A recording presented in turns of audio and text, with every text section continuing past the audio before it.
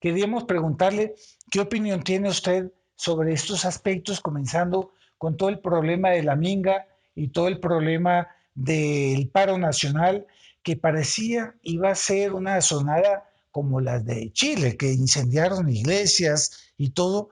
Pareciera que eso no se dio en Bogotá, no se dio en Medellín, no se dio en las grandes capitales. ¿Qué opina usted al respecto?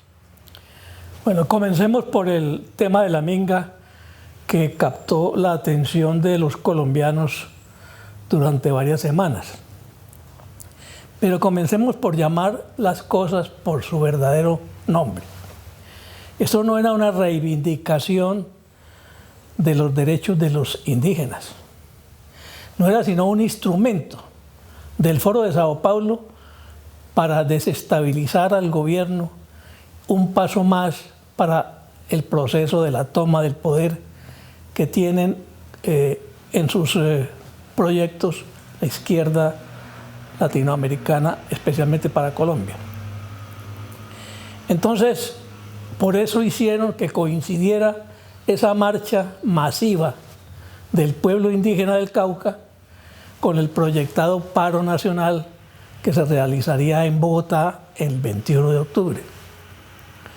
Allí se juntarían con los sindicatos comunistas de FECODE y la CUT, con los grupos de izquierda liderados por Petro, Claudia, Robledo y demás líderes comunistas, con los movimientos de milicianos de las FARC y del ELN, con los matones importados de Venezuela y con esa gran masa de jóvenes perplejos que se dejan manipular por unos profesores adictos al marxismo.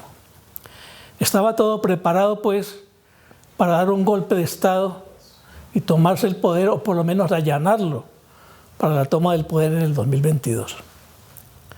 Sin embargo, las cosas no salieron como pensaron. Como todos sabemos, el gobierno, sin que nadie se atreviera a pensarlo anticipadamente, pues destruyó unos laboratorios que los buenos indígenas tenían en sus territorios para producir cocaína. Y eso hizo que quedaran en lo que son, en unos verdaderos delincuentes ante la opinión pública. Eso les cambió el estatus de unos pobres indígenas, pidiendo que el gobierno se acordara de ellos para mostrar su verdadera naturaleza, que es la de ser unos delincuentes amparados en la impunidad, en el anonimato y en unas leyes ancestrales que supuestamente hay que respetar. Pero lo más grave de esta minga, para ellos, no para el pueblo colombiano, es la indignación que causó a los colombianos el hecho de ver cómo las autoridades permitieron a más de 5.000 o 6.000 indígenas transitar por todas las carreteras sin ninguna norma preventiva contra la pandemia, contra el contagio, hacinados en camiones de escalera, realizando mitines y reuniones a lo largo de su recorrido y llegando finalmente a la capital de la República con todas las infecciones que pudieron haber tenido. Entonces, dicen los colombianos, ¿cómo el gobierno nos obliga a permanecer confinados durante 6 meses, a guardar prácticamente el distanciamiento social, a cumplir con todas las normas preventivas y a ser sancionados en caso de que las incumplamos?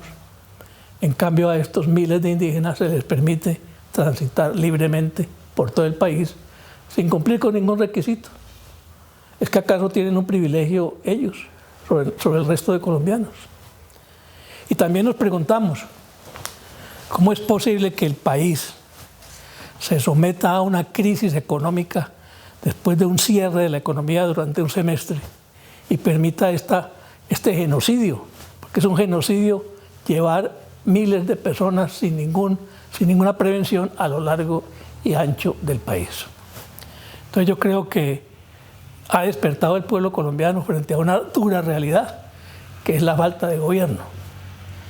y que es la falta de autoridad y que es la discriminación entre los que cumplimos con el deber y los que creen tener derecho a no cumplirlo.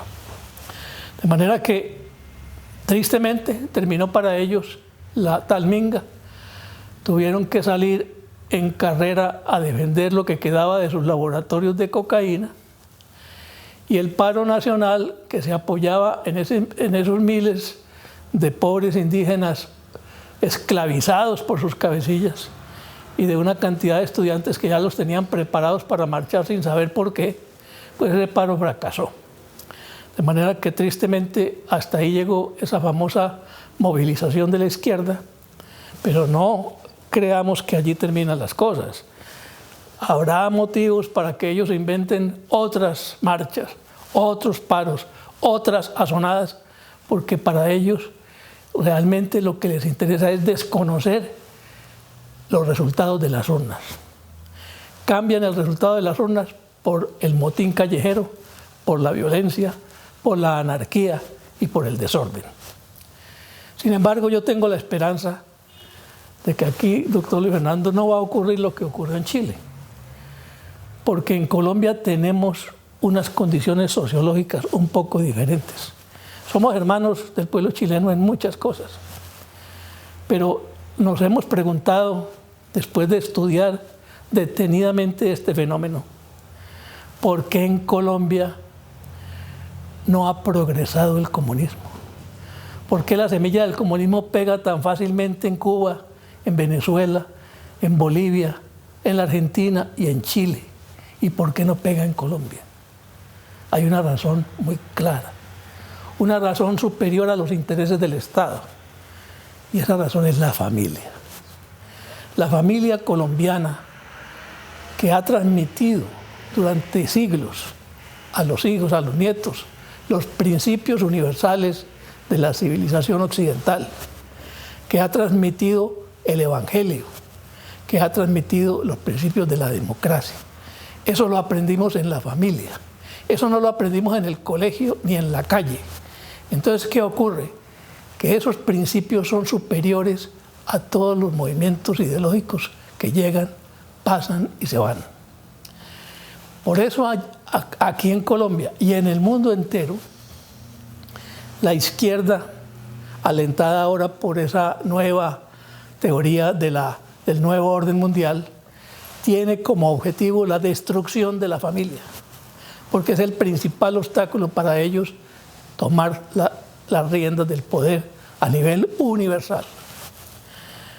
No me cansaré yo de invitar a los colombianos a que luchemos para defender la familia, para defender esos principios, porque a nosotros no nos enseñaron en la casa el manifiesto comunista, nos enseñaron los evangelios. Y yo les pregunto,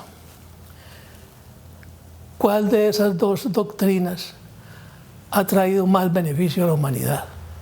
¿El materialismo ateo del comunismo o el mensaje de amor, de servicio del cristianismo? Entonces, independientemente de lo que cada uno de ustedes crea, independientemente de sus religiones, de sus gustos, de sus tendencias, pensemos en esa lección de la historia. Muéstrenme un solo país donde el Partido Comunista los haya llevado al progreso, al bienestar de la población, al mantenimiento de las libertades y los derechos humanos. No hay uno solo. En cambio, los países que han practicado el cristianismo han gozado de una civilización, de una tranquilidad, de un progreso que se ve, que se nota y que es envidia de los demás. ¿Cuántas personas han viajado de Estados Unidos a Cuba en balsa? Ninguno. Las personas viajan al contrario, de Cuba a los Estados Unidos. Entonces, ¿por qué critican al presidente Trump todos los medios de comunicación del mundo? Porque hay una confabulación internacional contra la civilización occidental, contra los principios cristianos, contra la familia, contra la democracia.